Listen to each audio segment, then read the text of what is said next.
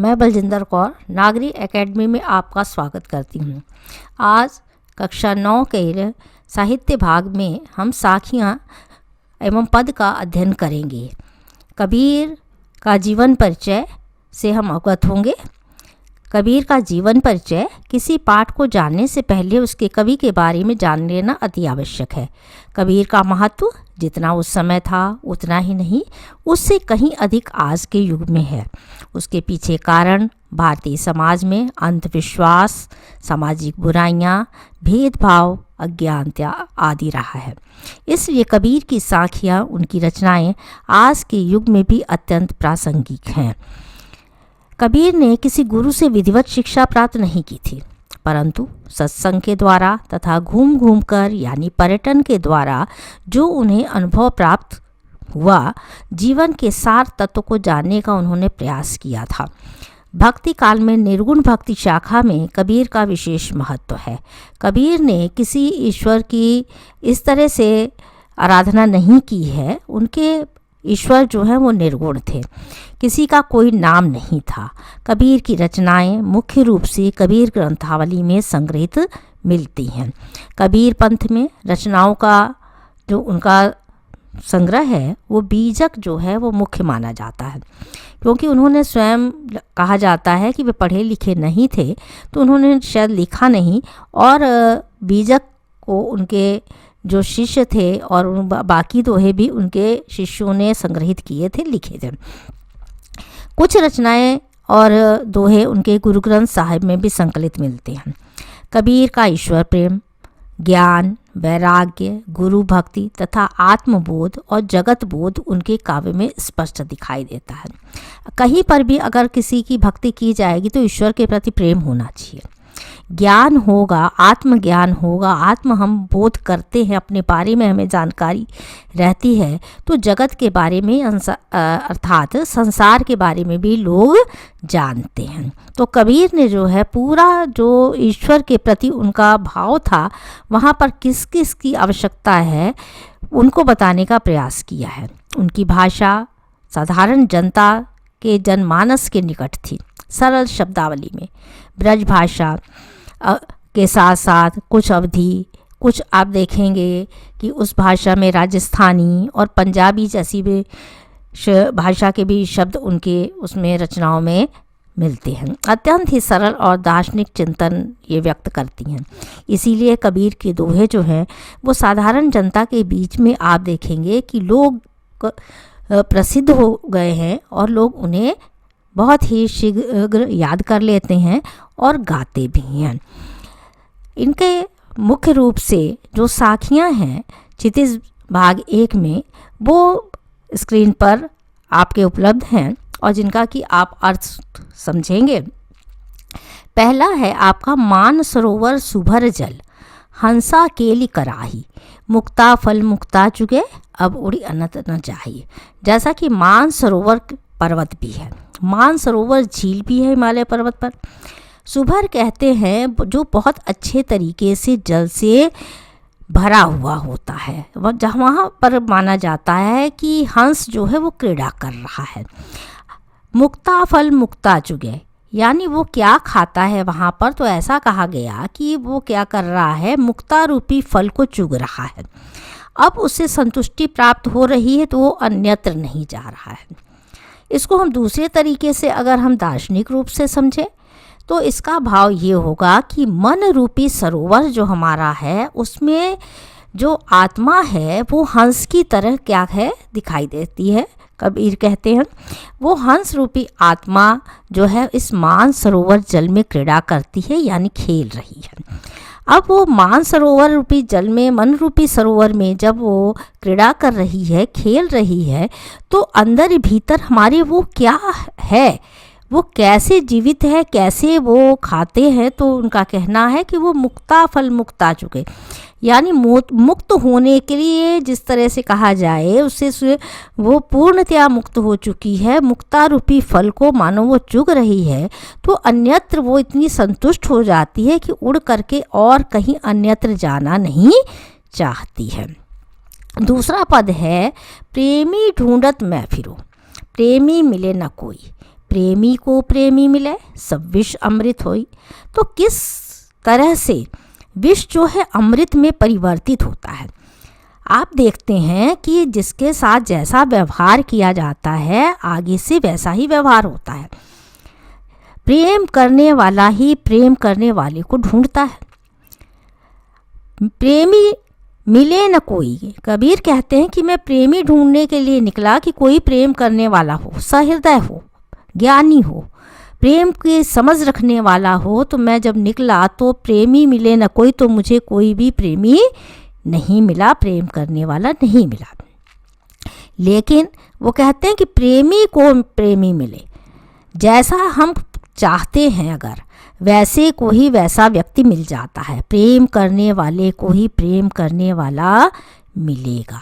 सब विष अमृत हुई। तो सारा विष जो है, सारी जो हमारा हेर फेर का जो भाव है, दुश्मनी के जो भाव हैं वो समाप्त हो जाते हैं और सब कुछ अमृत में परिवर्तित हो जाता है।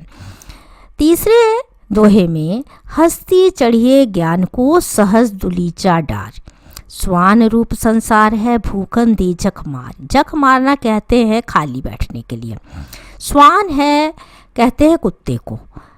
तो जिस तरह से सड़क पर आप देखते हैं कि कुत्ता मतलब कि भी कभी कभी भौंकने लगता है और उसके साथ और भी लोग भौंकने लगते हैं कुत्ते, तो हम आप इस तरीके से किसी व्यक्ति को नहीं कह सकते हैं। लेकिन कबीर ने इस चीज़ को बहुत ही आसानी से कटाक्ष के रूप में किस तरह से कह दिया कि हस्ती चढ़िए ज्ञान को, ज्ञान रूपी हाथी है जो सहजता के साथ क्या कर रहा है, मानो कोई कारपेट बिछा हो तो अत्यंत ही आसानी से सहजता के साथ उसके ऊपर चल रहा है। और कुत्ते क्या करने लगते हैं, उसके पीछे पीछे लग जाते हैं, भौंकने लगते हैं। तो इस प्रकार से दुनिया को उन्होंने क्या कहा कि ये दुनिया बेमतलब के भी अगर बोलती रहती है, क्यों? क्योंकि उनके पास झक मारने के सिवा कोई भी काम नहीं है। तो ज्ञान की बात यहाँ पर की गई है।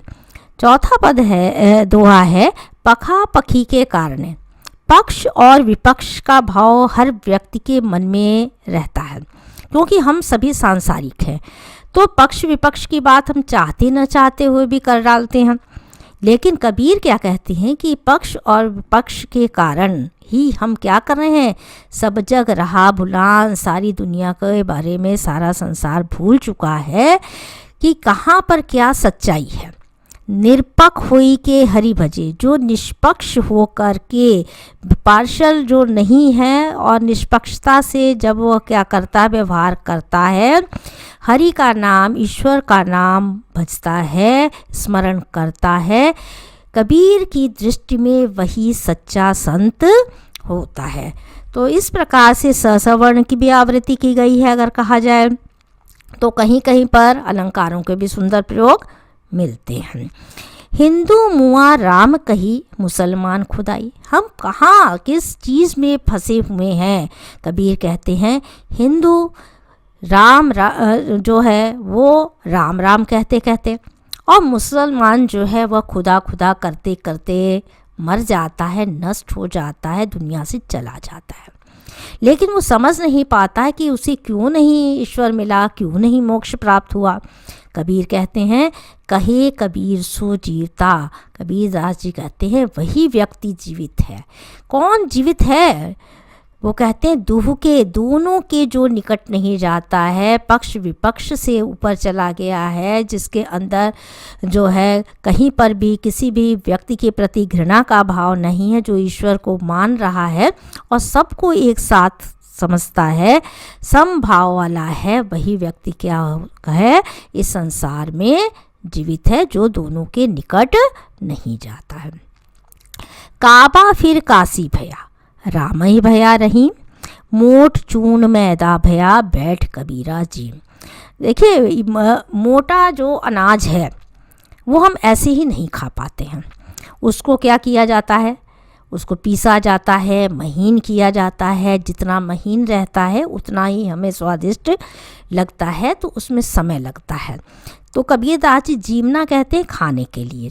और काबा है मुस्लिमों का पवित्र स्थान, काशी वाराणसी में काशी नाम से आप जानते हैं। कबीरदास जी कहते हैं कि काबा फिर काशी भया, काबा और काशी में हमें कोई अंतर नहीं होना चाहिए, दोनों ही स्थान ऐसे हैं। और जो है काबा फिर काशी भया, काबा को अगर हम काशी में सम्मिलित कर दें और उसको, तो दोनों एक, यानी कि ईश्वर सब जगह विद्यमान है। तो ये तो शहरों के और स्थानों के नाम हैं, इसलिए क्या है, सबको अगर एक कर दिया जाए, राम और रहीम को भी हम एक मान लें और इसमें अंतर ही न किया जाए।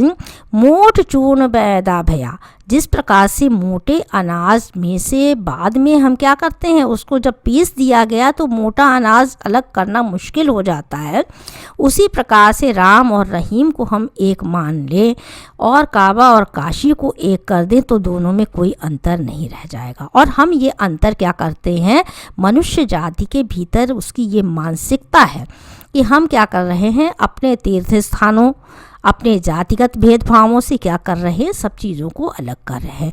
बैठ कबीरा जीम, कबीरदास जी कहते हैं कि जिस प्रकार से उस मैदे को हम चूर्ण के रूप में समझ लेते हैं और उसका हम सेवन करते हैं, उसमें से फिर मोटी चीज़ों को अलग करना मुश्किल हो जाता है, वैसे ही हमें ईश्वर को भी समझ लेना चाहिए कि उसमें से अलग करना मुश्किल होना चाहिए।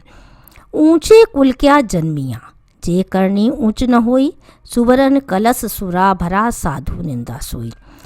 ऊंचे कुल में जन्म लेने से ही व्यक्ति ऊंचा नहीं होता है, उसके क्या होने चाहिए, करनी कर्म ऊंचे होने चाहिए, अच्छे काम करने वाला व्यक्ति होना चाहिए। सुवरन कलश सुरा भरा, सोने के कलश में जो है अगर सुरा भर दी जाएगी तब भी साधु जो है, समझदार जो है, वो उसकी निंदा करेंगे। तो आप देख रहे हैं कि भाषा किस तरह से परिवर्तित होती है।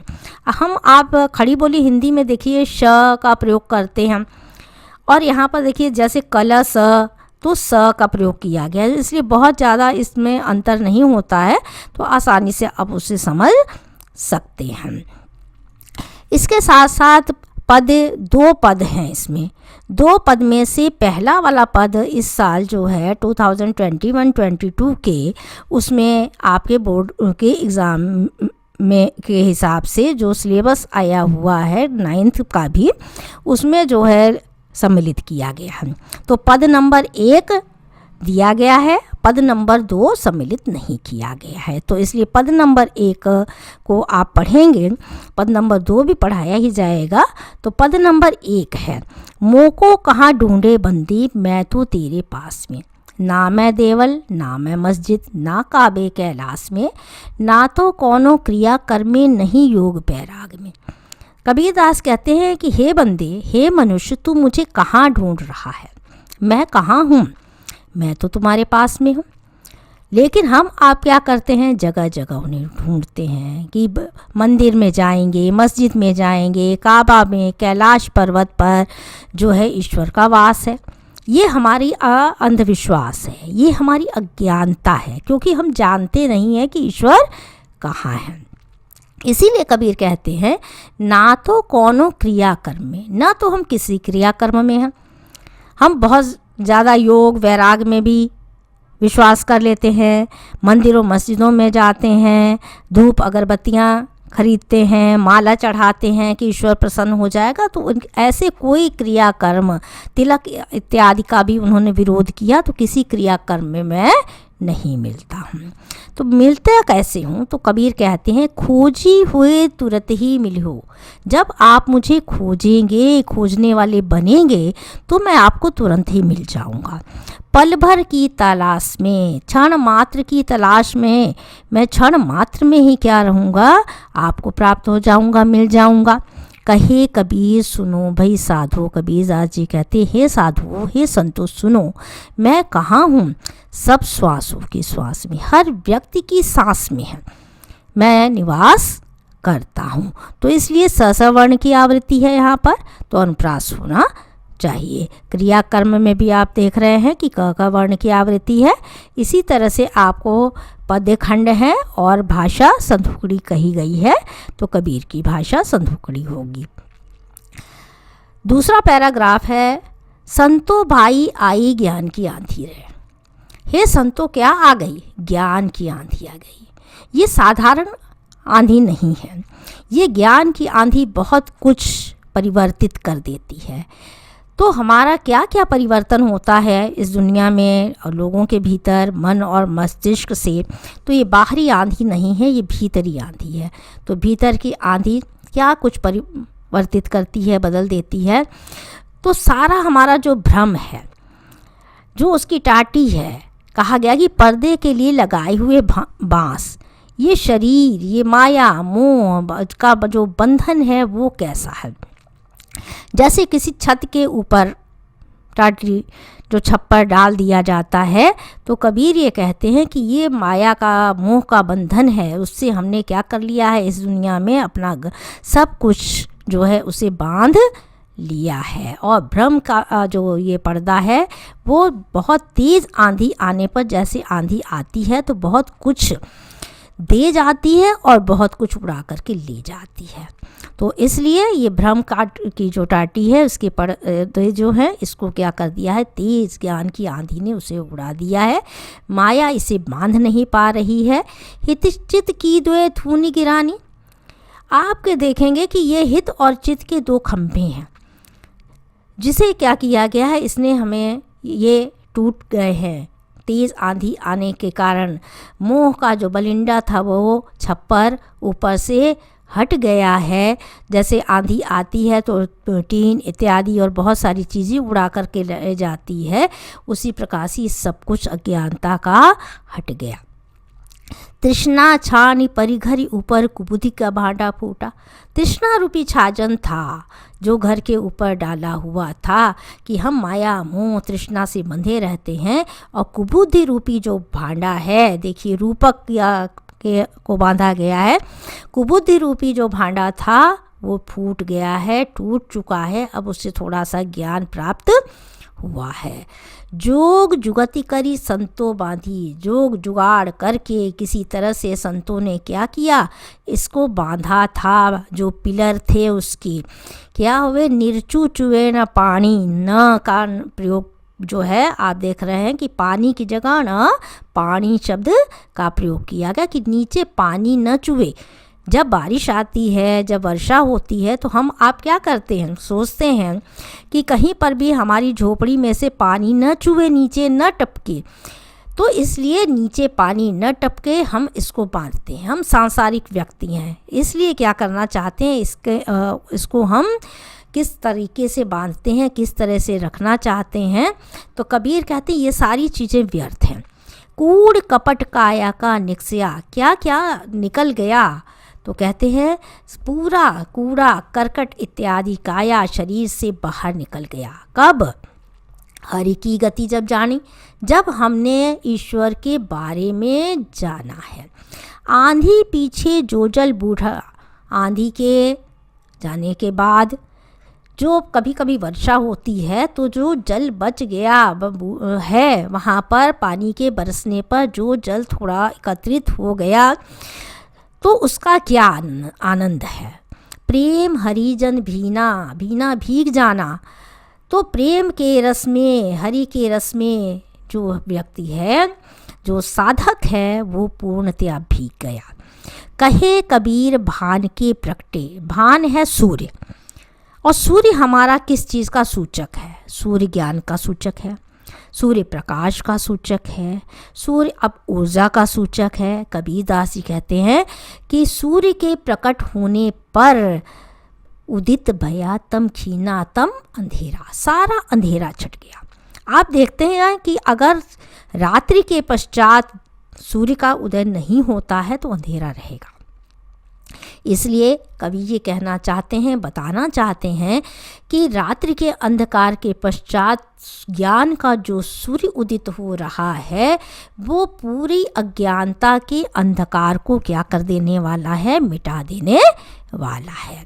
तो देखिए, कूड़ कपट काया का निक्ष्या में क वर्ण की आवृत्ति की वजह से यहाँ पर अनुप्रास अलंकार है। फिर उसी तरह से आप देखेंगे कि और भी इस जोग जुगति करी, तो जोग जुगत में भी ज ज वर्ण की आवृत्ति है, तो अनुप्रास की छटा अत्यंत ही सुंदर दिखाई देती है। पद्य खंड हैं, भाषा आपको समझ में आनी चाहिए, किस प्रकार से कबीर ने भाषा का प्रयोग किया है। आसान से आसान भाषा, सरल भाषा का जो प्रयोग किया गया है उसके अनुसार जो है कबीर के जो दोहे हैं, कबीर के जो पद हैं वो गाए जाते हैं। और बहुत अंधविश्वास और बहुत सारी चीज़ों का जो जात पात भेदभाव था, अज्ञानता थी, उसका कबीर ने क्या किया है, खंडन किया है। तो इस प्रकार से आपने 2 पद्य खंड भी पढ़े और दोहे भी पढ़े हैं। तो एक पद्य खंड आपके उसमें 9th क्लास में है, पहला वाला, दूसरा वाला नहीं है, लेकिन आपने को दोनों पद्य खंडों के अर्थ आपको बता दिए गए हैं। चैनल को आप सब्सक्राइब करें, वीडियो को लाइक करें, कमेंट अवश्य लिखा करें और इसी प्रकार से उत्साहवर्धन करते रहें। धन्यवाद।